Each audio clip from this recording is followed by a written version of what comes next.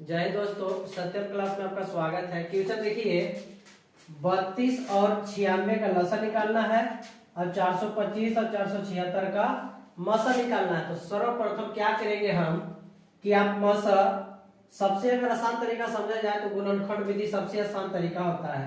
तो गुणनखंड विधि से हम सिखाते हैं कि गुणनखंड विधि से किस तरह से बनाते हैं। कौन सा विधि? गुणनखंड विधि से लसा। देखिए 32 का सब सर्वप्रथम फैक्टर करेंगे, 32 का गुणनखंड करेंगे तो 32 दो के पारा में लगाएंगे 16 दूना 32, फिर दो के पारा में लगाएंगे 2 8 16, फिर दो के पारा में लगाएंगे 2 चौक 8, फिर दो के पारा में लगाएंगे 2 दूना 4, फिर दो के पारा एक बार लगाएंगे 2। फिर देखिए 96 है तो 96 का गुणनखंड कीजिए। 96 का गुणनखंड करेंगे 2 के पारा 4 बार, 2 चौक 8 एक निकल गया 2 8 16, फिर दो के पारा 2 दूना 4, 2 चौक 8, फिर दो के पारा में 2 एकम 2, 2 दूना 4, फिर दो के पारा में 2 छक 12, फिर दो के पारा में 2 3 6, फिर 3 के पारा में 3 एकम 3। अब देखिए 32 का गुणनखंड 32 में 2 कितना बार आया? 1 2 3 4 5 बार। तो यहाँ लिख दीजिए 2 गुने 2 गुने 2 गुने 2 गुने 2 5 बार। 1 2 3 4 5 बार। तो यहाँ लिख दीजिए 1 2 3 4 5 बार। अब देखिए 96 में 2 कितना बार आया?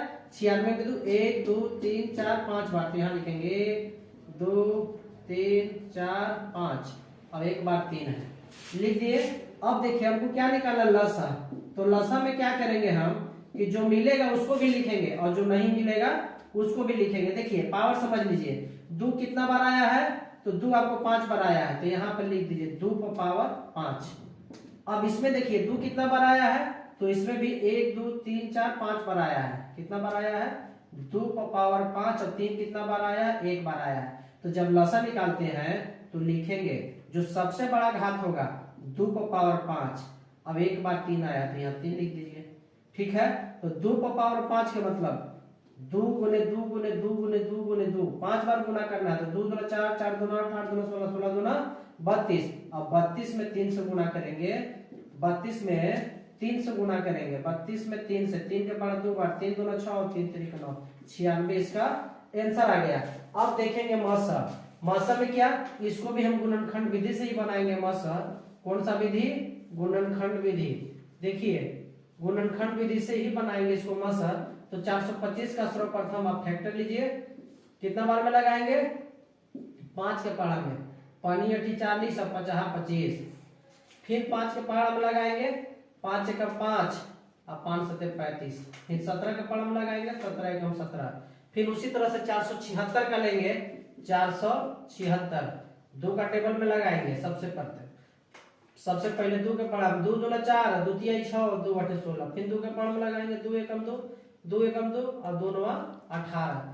गुना करके देख लीजिए 9 दूना 18 के 88 ले 2 एकम 2 1 3 2 एकम 2 9 10 1 11। अब देखिए कितना का पारा में लगेगा?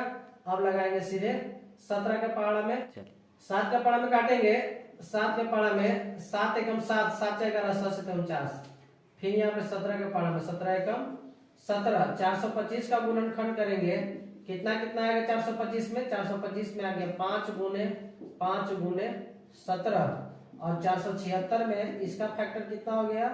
2 गुने 7 गुने 17।